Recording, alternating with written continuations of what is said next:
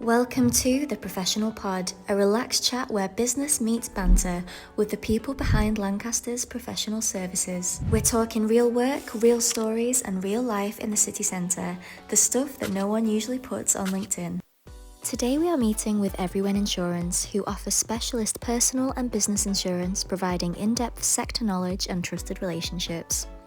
We're meeting them in a Lancaster favourite, Pizza Margherita, an independent selling authentic pizzas, pasta dishes in an informal setting with classic marble tables and a beautiful Italian feel. So let's go. And today we're here with the guys from Everywhen, Clark Kent. Hello everybody. John Taylor. Hello. So then Clark, tell us a little bit about Everywhen. Everywhen is a large major insurance broker. Yep. We're looking to be within the top 10 of the UK, but everybody knows Everywhen because we bought out Reed Hamilton, we're part of Guy Penn. So Everywhen's a new brand that we're trying to get back into the edge of everybody to build up and just get ourselves out there, to get ourselves known. But we haven't changed, we are still the same people and we still offer the same services we did when we were Reed Hamilton and Guy Penn. It's just the brand that's changed. Yeah, cool. Good stuff. And obviously insurance, it's one of them products that people have to get. Yeah. It's one of them, isn't it? That you don't look forward to it, can't wait till the insurance bill It's comes not like in. buying a holiday. No, it's not, mate. But how, is insurance just insurance? How are you any different to other insurance companies out there?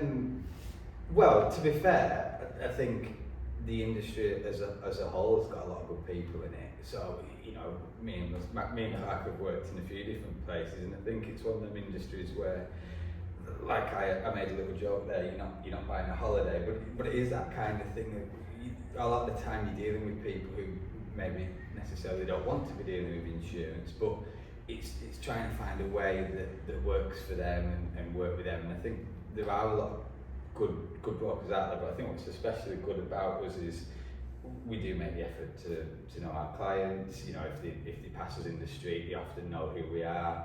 I always think that thing of if you passed your accountant in the street, you'd know who they are and you'd say hello. Yeah. And you kind of want that to be the same for your broker, really, have that same relationship. And I think we're good at that. We do get to know our clients and work with them closely. So Cool. Cool. And Clark, we often bump into each other in an elevator. If I didn't know you and we were in our elevator, what would be your 30-second elevator pitch about Everywhen to me? That's a really good question. Pressure on you there. That's right, the ambulance is putting pressure on me. It's just like, that's a really good question. It's just a case of, I might just have to trip you up and just say, you just had a fall, are you insured? Right? If not, right, I can do it, I can cover you. See that? That's why you need insurance. But obviously not Nick to actually tripping you up, Tony, right? Remind me to take the stairs for the service. Right? No one can sell insurance in 30 seconds, right? You've got more chance of me stripping down in a Superman outfit than me selling insurance in 30 seconds. It only took 2 Nobody minutes for him wants. to That's the mention count. that. That was the Nobody wants. Please display your paddles to the camera. Okay, you can see that. Are we ready, gentlemen? Yes. Give us a countdown to each. 3, 2, 1, go Mags. 4-day work weeks are the way to go. Ooh, Oh. we've already got a controversial take. That's an age thing. Old school. Monday to Friday, any day of the week. Go on, John. Who doesn't want more time off? Just time with your family. When you read about it, the data seems to show that a 4-day week gets more work done in some cases than a 5-day week. So I'm all Let's for bring statistics to the argument. For me, it's like, I might as well just work Monday to Friday than Monday to Thursday, because it's just this the way I am. It's just the way I'm built, maybe. So hence why I would just stick to the 5-day week. And I think the wife would kill me if I spent a full day at home. Why did it all? That's And valid. if we said 2-day week, John, what would you say? In fairness, John only works 2 days a week anyway. Do you have any bad workplace habits? I must have. You could probably quite like my bad habits, and I could probably quite like his bad. Well, I mean, I that's think your what bad habits is that you have this extending desk that goes up and down. Yeah. You're the only one that has it. Yeah. So everybody's sat down, you're stood up. Yeah, there you go. Right? That's it. It's like, and it does actually, it's like, Yeah. he loves it, but everybody's like, And another thing about Jeff. and the fact that he has no smell whatsoever. Oh, So yeah, so it's like, if everybody smells it, it's just like, yeah, okay. Yeah, to clarify, I don't have a sense of smell. So. do you know what? Yeah, I Maggie have a does. really, really Maggie weak does. sense of Yeah, smell. yeah, I've since birth I've not had a sense. I have a few bad habits, yeah. I've got a list of bad habits.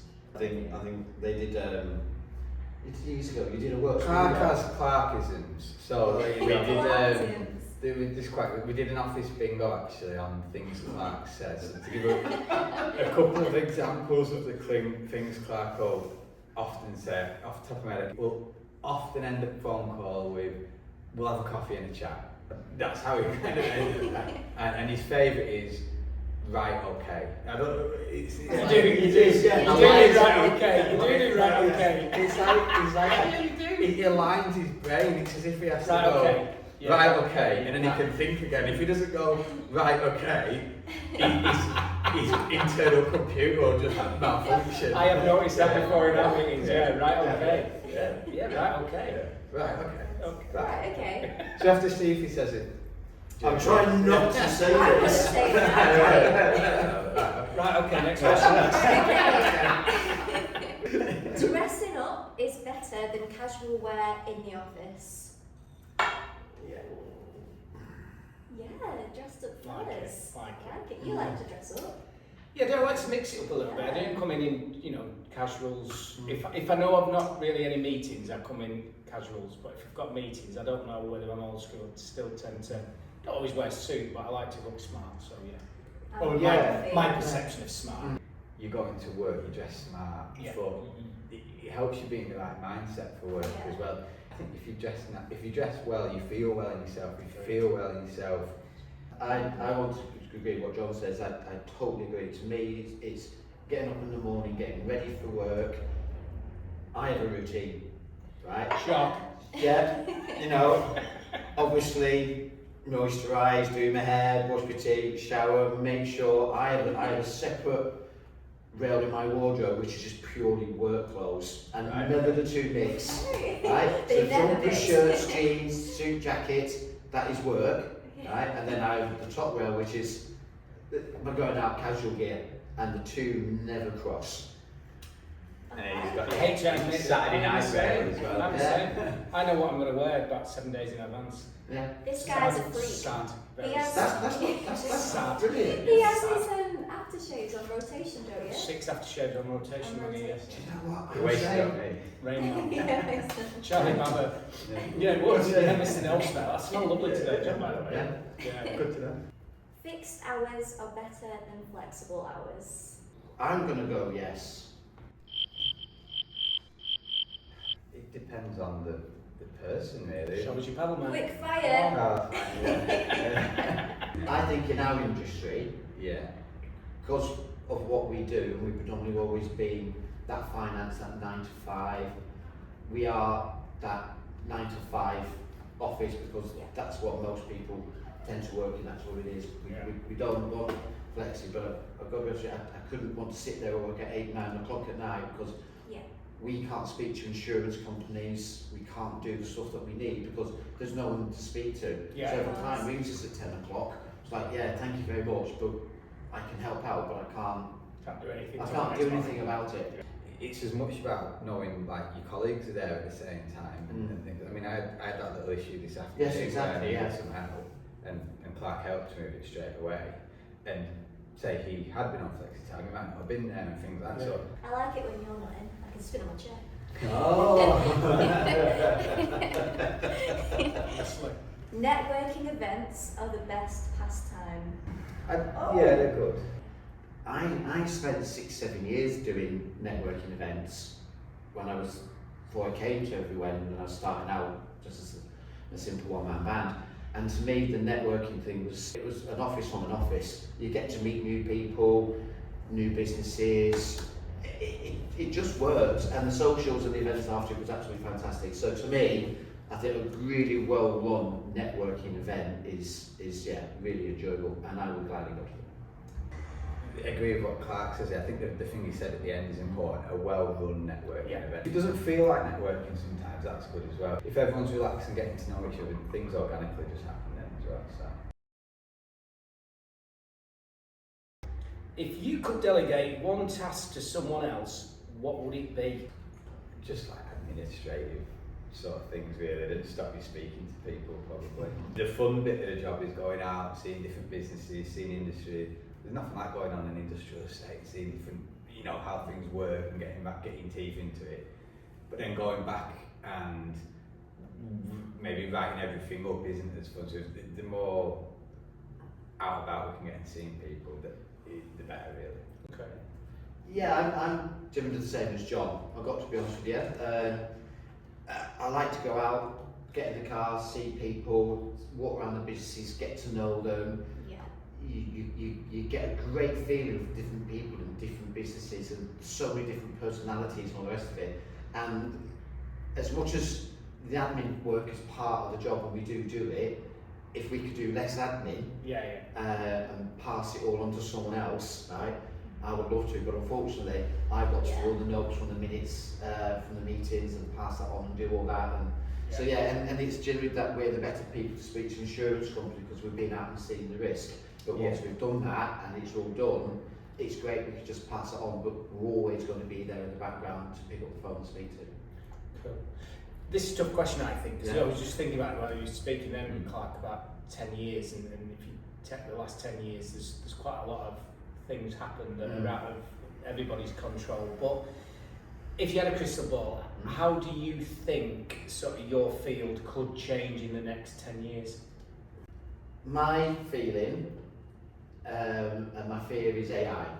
Okay. Right? Yeah. I think insurance... You fear it then? You fear it? I do fear it. Yeah. Because I feel that the way that AI is developing, and I think maybe not more from our aspect, because we deal with a large commercial size, we deal with large businesses, so it still wants that person to go out and see it, and to see that person, and take it on to do, and you'll never get an AI motion to do that. But I think there's a lot of insurance products out there, car, home insurance, life insurance, property ownership, some shop policies, tradesman policies. A lot of these can be computer generated in AI nowadays, and done it that way. You look at a lot of chatbots nowadays with insurance companies, they're all AI before you actually get to speak to someone. So there is a fear that I think as AI progresses, a lot of call centres will go down the AI route and you will somehow lose that personal touch. Interesting. I see the immediate future of it being more that it wouldn't be maybe brokers going down the AI route as much. The customer would still deal with a broker, but that broker, instead of dealing with a human being at an insurance company, we tend to be dealing with a lot more AI and computer generated systems once we're dealing with a product on behalf of our clients, and that's a big change for us, whereas in the past we've had an understanding underwriter who we can talk with and say, yes, maybe the client doesn't comply with the security condition you've got, but they've got X, Y and Z other security features. If that underwriter's not there anymore, we won't be able to have that argument on behalf of the client. So that's probably a change that's starting to happen a little bit. Okay. You might have answered this already in sort of pre, but I'm going to ask it anyway. What's the favourite thing about the job that you do? I'm trying to think of something other than seeing people, because obviously that is a good part of it, but getting to know like the underwriters as well, so the other side of it, obviously we're in the middle of it a lot of the time, the conversation, so we are the middleman, the client comes first. But a bit like an estate agent, aren't you? You're trying to broker a deal between two parties. It's a bit like Samuel Jackson, the negotiator. That's what it is sometimes. Really? Because, so Clark Kent Superman, and now you're Samuel L. Jackson. Negotiating. You are going through the. It's negotiation, because you negotiate with two parties. You've got, because like John said, you've got the customer on one side, and they've got to say, well, we want this, and insurance company want this, and it's like we're the ones in the middle, finding the compromise with both parties to say, yes, fantastic, we're happy with both sides. Let's do it. the art of negotiation is a big thing for a broker, and I think you either enjoy that and you don't enjoy it. And I think the good brokers enjoy that because they like getting a deal. They like, for end of the day, it's the client who pays us, so we need to get the client the best deal we can from the underwriter. And if you don't enjoy that, you're probably not in the right industry, because that's the bread and butter of the role, really. So. Cool. Yeah, and I think I've always liked to be there for the customer. If the customer rings up and it's always, Clark, can you help me? I've got a problem, I don't know what to do. Yeah. And sometimes we don't have all the answers, and we can't give all the answers, but sometimes we have solutions or helps to help those businesses, even though it's not our expertise. If there's a claim to the new electrician, to the new builders, we do know people who can see maybe we can help, and we can do that. So sometimes We've got a very good network. we've got a really good network of people that we can turn to, and sometimes it's nice when you do get that customer on the phone saying, Clark, we've got a problem, can you help us? And you can sit there and say, thank you, right? And it's nice when people stop and consider you like that as a person to turn to. It's quite rewarding sometimes. Good. That's really nice. Yeah. Excellent. What's your best, I'll circle back, avoidance technique? So, if there's a job or a person that you're trying to avoid or put off for a little bit, it could be let's have a coffee and a chat sometime. Yeah, I'm But trying, no I'm trying time to is think how many doing. excuses I've used to Tony in the past. And I've got to feed the dog, you know. I'm on to head office, Tony. The worst thing is we're in the same building. We can't really avoid people. No, I don't think we can really avoid people. It's not, and we don't. I've got to be honest with you, we don't. If someone rings up, That's good. we'll take the call and we'll ring them back. It's not in our nature really to avoid it. I think if we've got to avoid someone, I might as well just speak to them. Or something's not right, I'd rather just face it head on and just deal with it, to be honest with you. You guys are coming out well on this. I have loads of techniques. Yeah. If I'm alone in the office and I get a call and I don't know what they're on about, sorry, I don't deal with that. You'll have to call back and ask me. If you refer that to personal life at home, then I have a host of excuses to get away from washing up, doing the washing, walking the dog, right? I have a host of them, right? You might want to apologise to the Hi, missus. Mrs. Ken. What is the biggest mistake you've ever made in the workplace? Oh, I can say one, right? And it's not insurance related, believe it or not. That's a good thing because you're in insurance now. It is, yes, but many, many moons ago when I was, I think it was 18, 19, I was working at Isham Harbour, and my job was running around new cars that were going in for the shipping to Ireland, and sometimes the cars used to be parked outside when they come off the transporters. So I jumped in a Nissan Primera, it was, brand new, right, unregistered. Took it in there, my foot slipped off the brake. My foot slipped off the brake because it was wet, hit the accelerator. I went into the car in front, and because the driver hadn't left all the handbrakes on the cars, it wrote off 5 cars. So 5 brand new Nissan Primeras, right, in this Isham Harbour, right down the line, front end and back end, right, and I wasn't doing insurance at the time. Oh right? my God. So the claim for a new car at the time was to be £12,000 for the car. At the time, maybe not as much as that. I did lose my job. I did get the sorry, Clark, you have to go, right? But I've got to try and say, it wasn't anything of the sort. It was just driving the car, foot hit off the brake, hit the accelerator, and was going boom, went dun dun dun dun dun, and I must have just honestly, I just dropped, right? Well, I don't So, think yeah. you're comfy now, are you? You're all right now. I'm all right now. Yeah. It's been about 34 years ago. Yeah. But honestly, Yeah. that is the biggest mistake I've ever made in a job. Yeah. That's It's a good one. understandable. It's a good one. Yeah. The first job I had in insurance was in a call centre, and it was dealing with clients, obviously, still getting used to being on the phones and speaking to people. I'd been speaking to a guy from Bolton, sorting his insurance, knew everything about him, knew about his business. And once we finished the call and I sorted his insurance, I kind of relaxed a little bit and started chatting to him normally. You know, oh yeah, what about you, what are you up to doing? And bear in mind, I'd just insured his house and everything. And I went, where do you live anyway? Where are you based? He was just like, Bolton.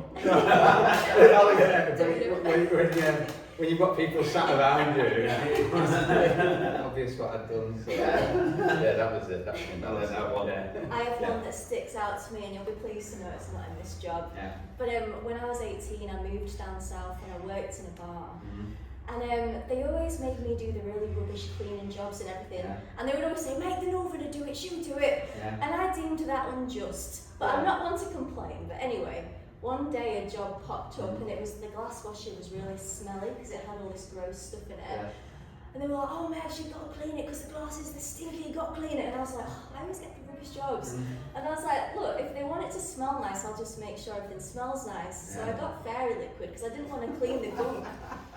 So I kid you not, probably like a quarter of the fairy liquid into the glass washer. I pressed play. I went out. It was a Wednesday, it was quiet, it was about 5 p.m. So I went out, glass collected, I come back, I opened the door and it was a small kitchen. It looked like a winter wonderland. There was bubbles everywhere. And my boss was really scary. I was like, oh my God, he can't find out. So I was like constant for about 7 hours on the shift. I managed to keep him out and I was mopping constantly. But every time I put the glass washer on, it made more bubbles. Yeah. And even after the round, so it was honestly, it was magical. You know, that's a really great story why you need insurance as a business and staff that you take on. If only I had Because insurance. sometimes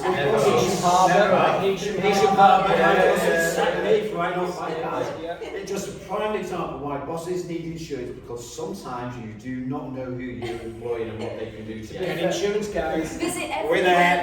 on the internet. What is your proudest achievement in the workplace? Getting where I am today, really. I mean, I left school at 16, I had no qualifications, I didn't know what to do with my life.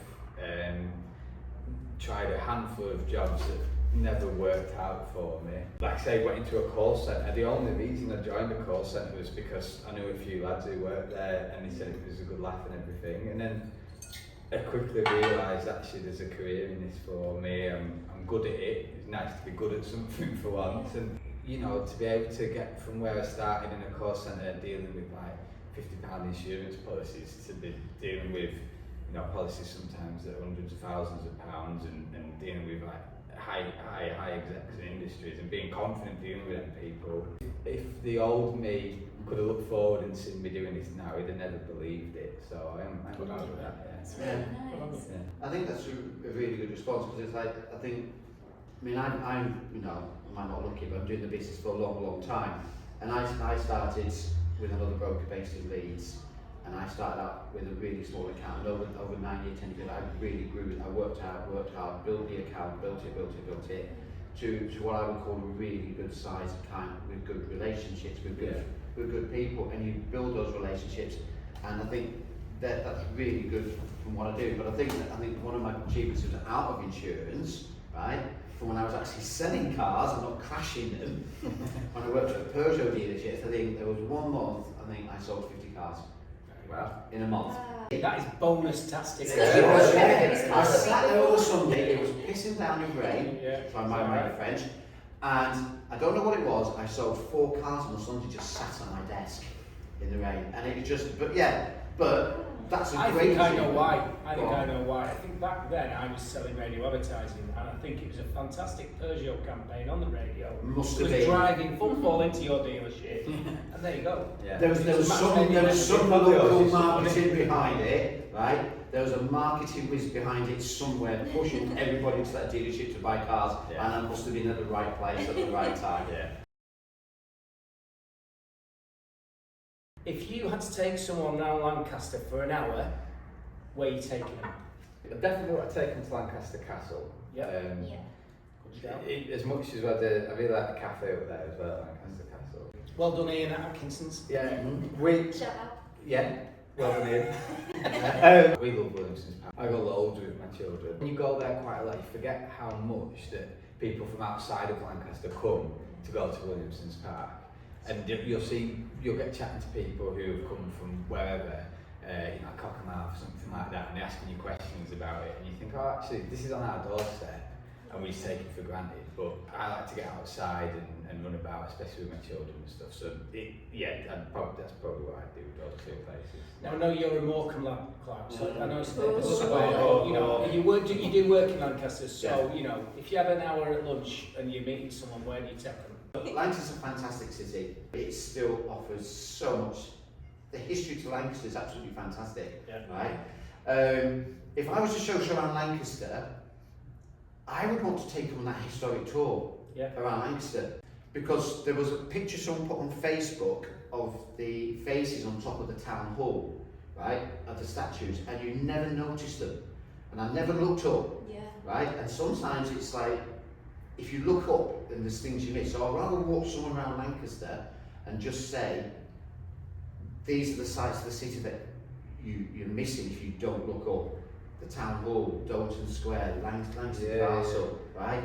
You know, the city centre, the square itself is so easy to walk around with some fantastic independent retailers to go into and say hello to. It's vibrant, it's lively, the students are there. And if you pick it at the right time, obviously when Big Lancaster got one of these fantastic events on like Dinosaur or these, the Bunny Chase or whatever, it's like, why not? Yeah. So yeah. Can I mention that Dino Fest?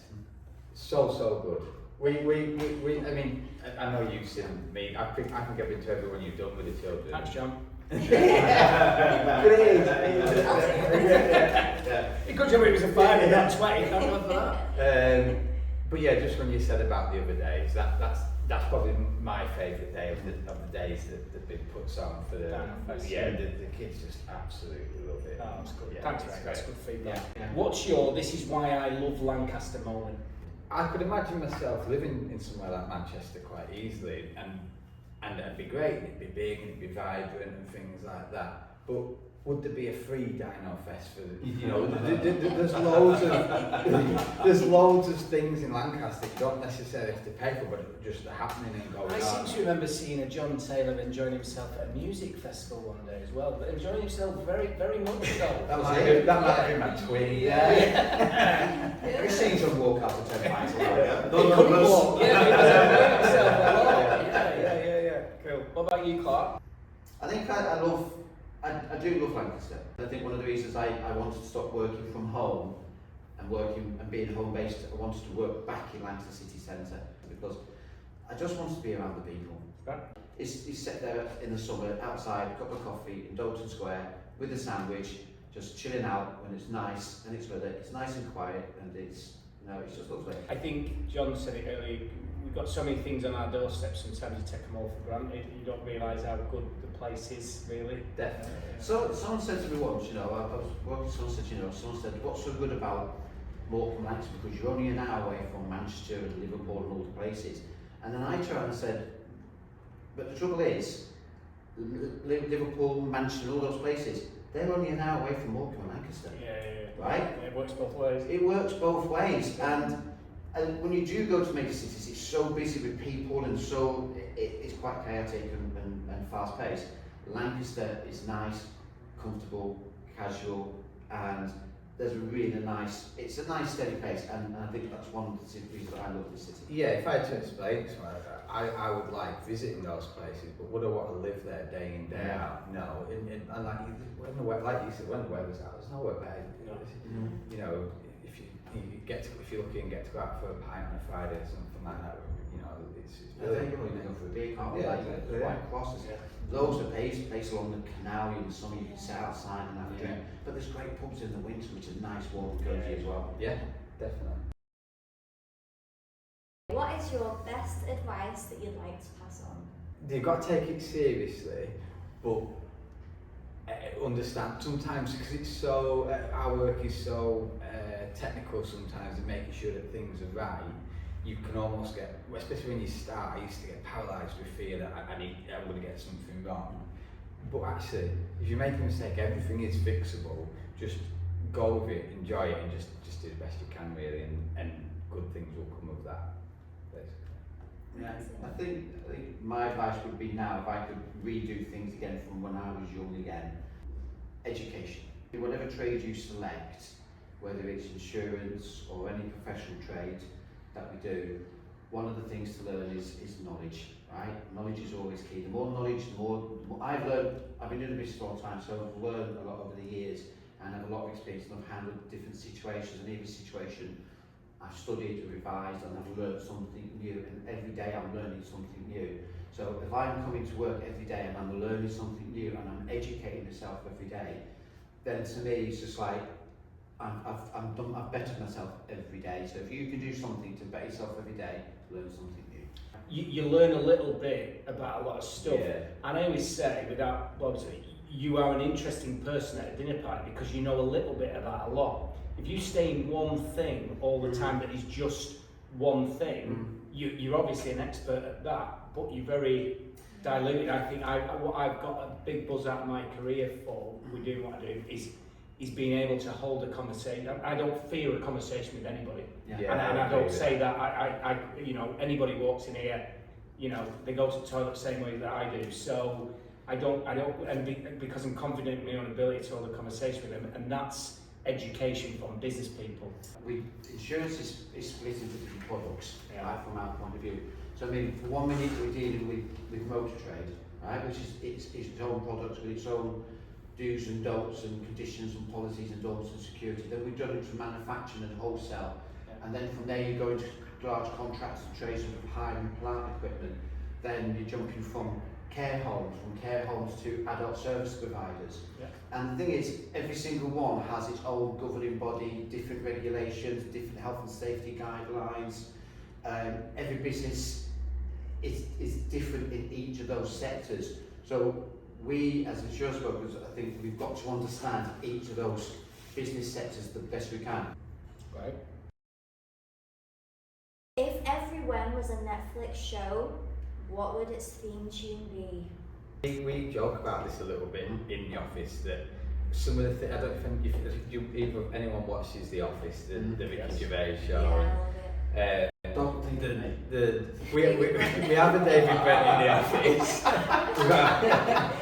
but some of the things that David Brent goes on. Mackenzie Crook. Yeah. I'm a Mackenzie Crook. Just handbags and bag. I was at the start of the intro to The Office. Just some of the things that are on The Office that you laugh at. Yeah. Obviously, it's an exaggerated version, but there's definitely things that go on that show that in real life, and you think, flipping heck. Yeah. I'd say 9 times out of 10 that is Clark. Yeah. One's just come in my head actually, right? And I think it's really corny and cheesy, by the way, right? But theme tune to Friends. Because it's like we'll be there for you. And the thing is, like, if you did it, but if you look at the team that we've got in the office, You're right, it's very cheesy. and yeah, it is, right? Corny. Before we went to the league, said it's just I will be there for you. Not that you know, she got smell. I could have done the Superman theme, right? But I'm not going to, right? So if you was thinking there, if you was going to say, if we were Netflix, it would be like corny, Friends type of theme, we'll be there for you, and all the team jumping about in a waterfall, right? Please do In this. a waterfall. Well, we're going to make it as a point where we do a listing, that'd be absolutely brilliant. It'd be fantastic. Everywhen, I thought it was a commercial. If only Fountain, that's it. Oh yeah. We used to have a fountain in town. You could have done it there. Like, Yeah. You could put your fairy liquid in. Like Oh, you've got in the- brilliant. Yeah, Bobby's Langs to it, it's The Simpsons. Look at you, yeah. You're Mr. Burns. Wow, that bit's getting edited. Whatever. It's not, I'm in charge. Okay, just Yeah. as a little add-on, who Yeah. would play you in the Netflix show with The Office and Friends theme tune? Oh, well, you started it now. You're Ricky Gervais is playing I'm you Ricky now. Gervais, apparently. I'm David Brent now. That's going to get all over the place now. David Brent. Who would play me? Rupert Green. That's a Okay. good choice. Okay. Who would play me if it was a Friends thing? If it was Friends, David Swimmer? yeah. Ever. We're definitely not a Matley like me and you. No. No, we haven't got that Italian look at we sure couldn't get away with how No. you do. Anything else to add, gents? No. No, I tend to think, this has been really, really, really good. We've really enjoyed this. I didn't know what to expect, right? When I'm in But charge, you never do. I sat in the office and thinking 3 o'clock, oh God, what am I going to do? What's this? What am I facing here? What have I put myself in for? But do you know what? This has been absolutely really enjoyable. I loved it. Oh, Well. That's great. Thank you so much, guys. It's been a No pleasure worries. to have you. Everybody, check out Everywhen for your Yeah. insurance needs. Wow. And I promise I won't trip Tony up in the lift. Right. I'm not telling you my age. 27, right? Yeah. Yeah. Count the grey streaks in my hair. Okay, Should've gone to so something same as mine. actually, There are other my- opticians in town, there by is the lots. way. Yeah. Actually, I might need glasses. Anyway, I'm getting distracted. Okay, it is time for the most important. I mean, I'm used to filming in when I have to do edit. Oh, Really? Yeah. One take Tony, they call me. You're so respected in the office, aren't you? Yeah. So you don't want beer? No, doing that. I'm enjoying it so far. Yeah, it's good. Yeah, Yeah. I always think like one beer, it's like, what's the point a little bit sometimes. All right, I'll read. Can you just get John 7 pints, please? Yeah. We're going to go through a bit of a... No, we're not. Sorry. We're going to do a bit of an introduction each. Let's I just know it. I know it. There we go. I know it. Right. All right. I'm joking. Edit out, baby. Edit. Yeah. Hot takes. I won't say that in like a sexy voice, but it sounds very... It's like Bradley Walsh, isn't it? No, very sexy, yeah. Someone says I look like Bradley Walsh. In fact, I've had it a few times and it really winds me up. Who's Bradley Walsh? Bradley Walsh is like a game show host, isn't he? Comedian as Yeah. well. I don't mind it because he's alright, but he's about 10, 15 years older than me. Yeah, but That's the what I younger really version of it, not the older version. Now you're talking. I sometimes get Daniel Craig as well, but you know. No. Wendy Craig, she's called. Wendy Craig. Yeah. Anyway, right, hot takes, guys.